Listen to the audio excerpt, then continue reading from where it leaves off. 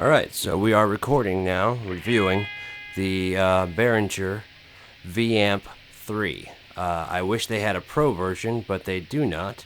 They just have the regular one, the pod style that you see, shaped like a guitar, which we're looking at right now. As you can see right now, it's got your, your bass, your mid, your treble, your gain. It's got your volume, your master. You got your amp selector here, and then you have also your effects selector here, and then you got a reverb adjustments and your effect adjustments. These are, instead of having four different, each channel, let's see, you're on 19, 15, 14, 13, 12, 11, 10. So you got all the way down to 1, and each one of those has an A, B, C, D, and an E. And each one's got a different tone to it. And you can store all those different sounds. So I'm going to try and save all the BS and stuff, so I don't think you came here for all that. I think you just came to find out how it sounds and, if is it worth your money, blah, blah, blah. I'll go ahead and let you know I bought mine for 69 bucks on eBay. So, yeah. I lucked out on that. I really enjoy it. It came in the box. It even came with the UCA22 or something like that. I don't even really use it, but if I ever need it, it's there. Little interface that also gives you optical outputs.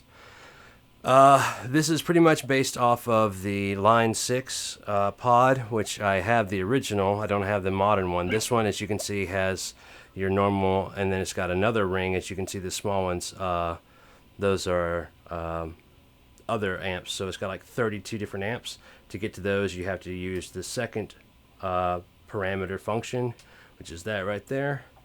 And you can switch to different amps, those different amps. And as you can see, the second parameter light came on right there.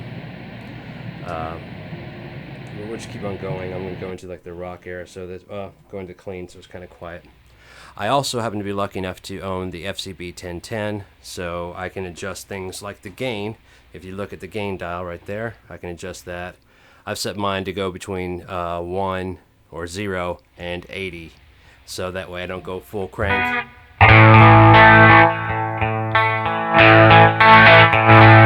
See, that way I can do that. Also on distortion sounds, I can roll it back, and that's all.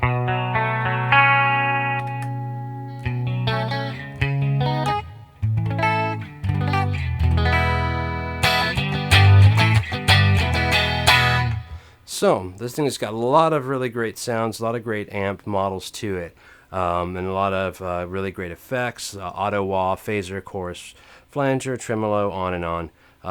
Really good stuff. While we're talking about the second parameter, let's go ahead and show you, you got your treble. So, and if you didn't like that, you can crank the treble up a little bit more. If that's not enough, you hit your second, and now the treble becomes your presence. And you crank that up some more, and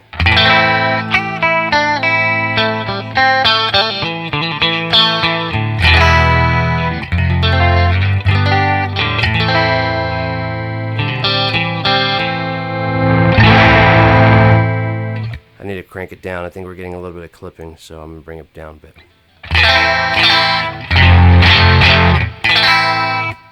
Bring the master down.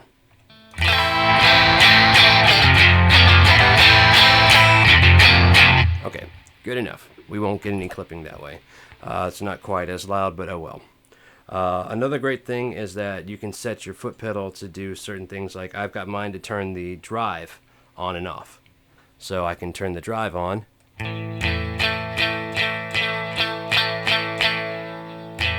That's actually the, sorry, having to fight with the tripod. That was the effects, not the thing. So this is the drive.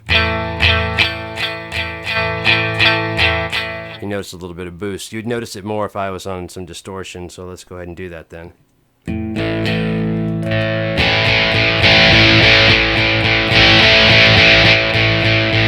So yeah, that's good right there.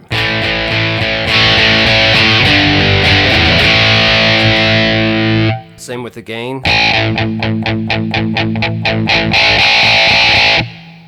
Probably wondering what that happened, what that was.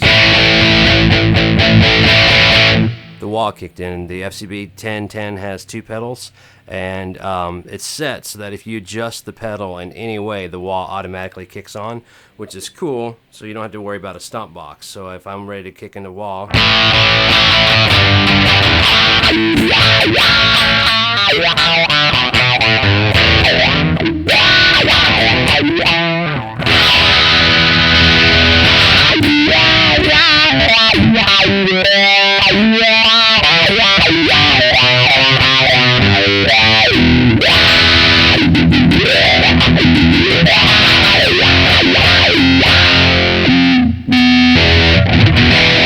then just turn it right off. So yeah, this is really a great amp simulator, and it's got lots of different varied outputs and inputs. You can have your MIDI in, outs. You can use the FCB 1010 through there. It's got another foot switch port right here, so you can change your programs up and down, because I don't think you can set your controls on the FCB 1010 to do that. Not a big deal for me. I only do studio work, so it doesn't faze me in the least bit. But then yeah, you can turn on your effects down here with the stomp pedal.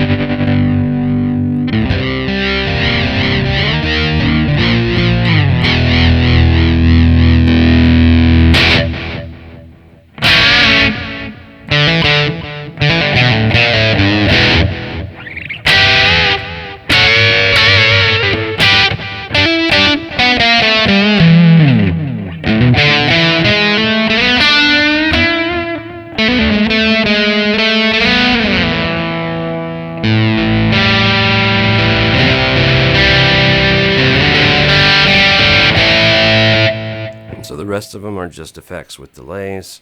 We're not going to get really into that. Then you got your reverbs. There are 9 different kinds of reverbs on here. Let's turn the delay off just to be sure that you can get the...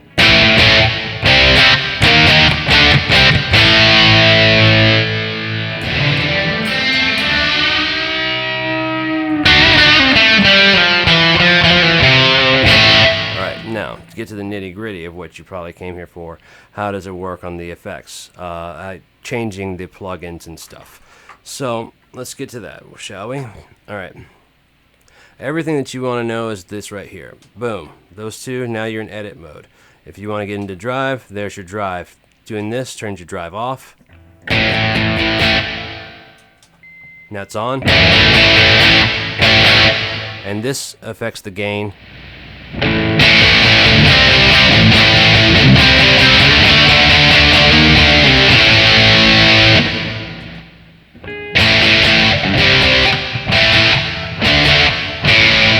Alright, so turn that drive back on. Turn the gain a bit down. And this is the cabinets. So the great thing I love about amp sims is that unlike other situations,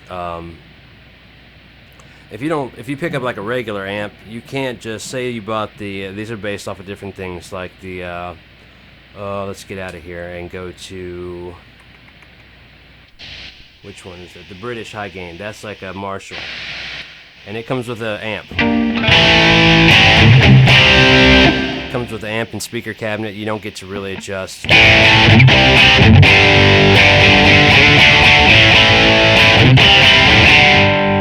You can adjust the tone, but you can't really do much about that unless you want to go out and buy new speakers. Well, this situation, if I don't really like the way this sounds, I just go through here and pick another speaker cabinet.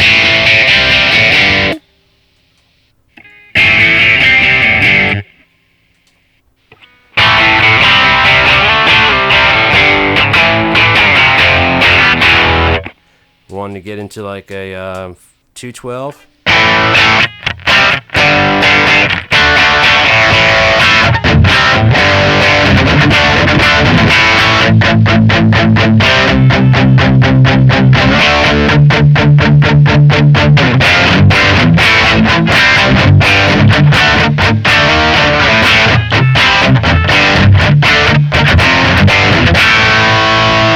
So yeah, that's a really cool feature that you can have.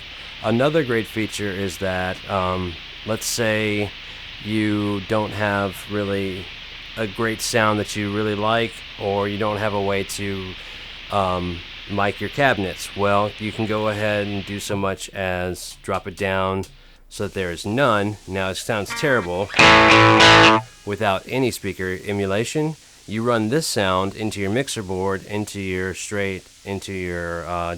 DAW, DAW, Digital Audio Workstation, and then you slap something like the free version of Amplitube, or the free version of Guitar Rig, free version of Line 6's Pod Farm, the free version of Revalver, the Revalver 4, Peavey's Revalver 4.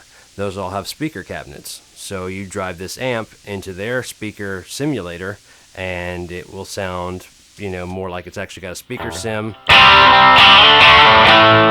And the combinations, I've tried it already, can sound really, really good. I wanted the Pro version. It's got a lot more ins and out routing functions and features. But the Pro that I had bid on, I got outbid on it. This one has newer amp models and stuff. It's cleaner sounding. I owned the Pro a while back, had to sell it.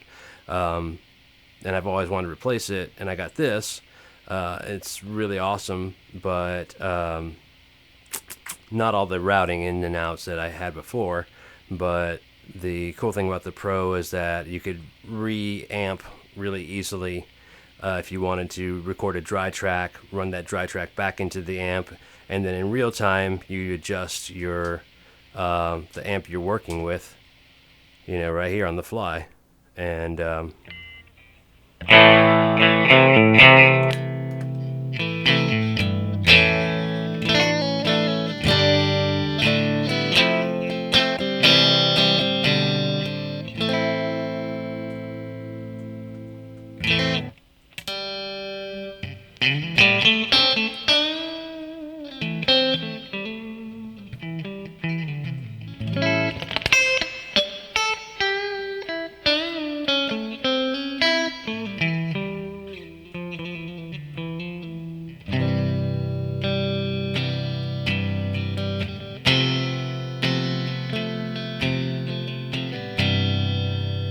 so, yeah. And owning those free versions of those different programs makes good sense anyways. I know I'm jumping around here, but my brain's kind of scattered right now. So yeah, you have those amps, and if you want to dry track from, I mean, you want to do the same thing, like say you have a regular amp and you don't have a good microphone or know how to mic your cabinet very well, well, you can just run the line out of your head, your 50 watt whatever head. Make sure you're running from your headphones or your line out. Definitely do not run from your speaker out into your audio interface, and then just run that into your speaker simulator in Amplitube or whatever your amp sim that you use. And yeah, there you go. Awesome features of simulating real stuff. So the great thing about V-Amp is that Behringer was the first to sample a Engel. And as far as I know, I don't know anybody else who was sampling Ingalls way back when they were. When they released the very first V-Amp, it had this ultrasonic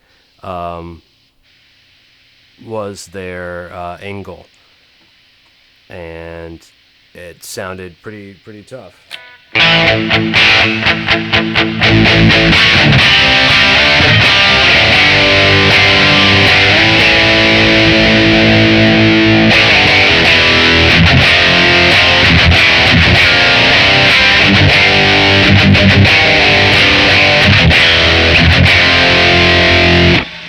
And again, if you don't like the speaker cabinet, you can change it.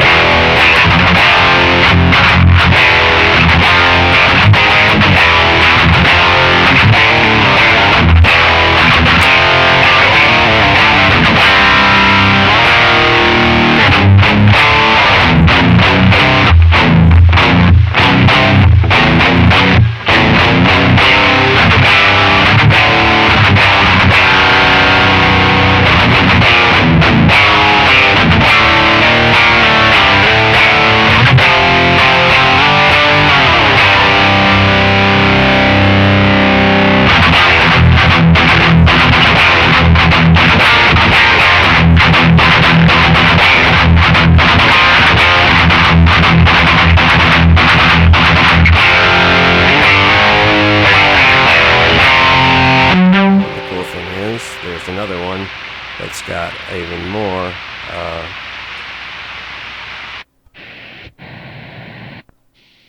distortion.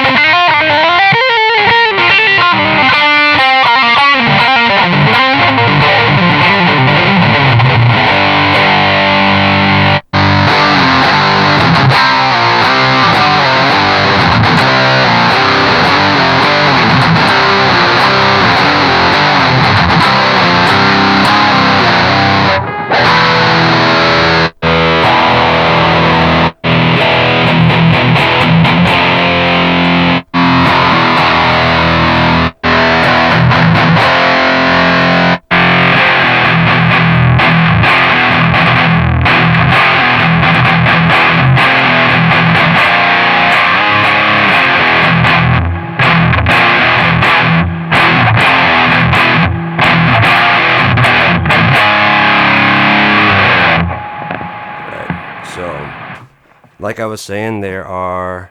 Oh, you can even adjust the noise gate. So you can crank it up. So.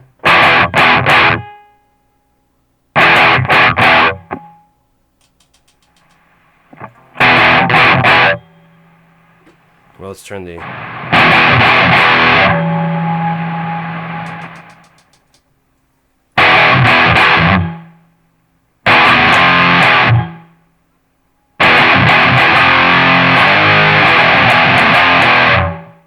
Alright, so now that we've got that settled, let's try the reverb now. So you've got all these different reverbs. Let's crank up so you can notice it.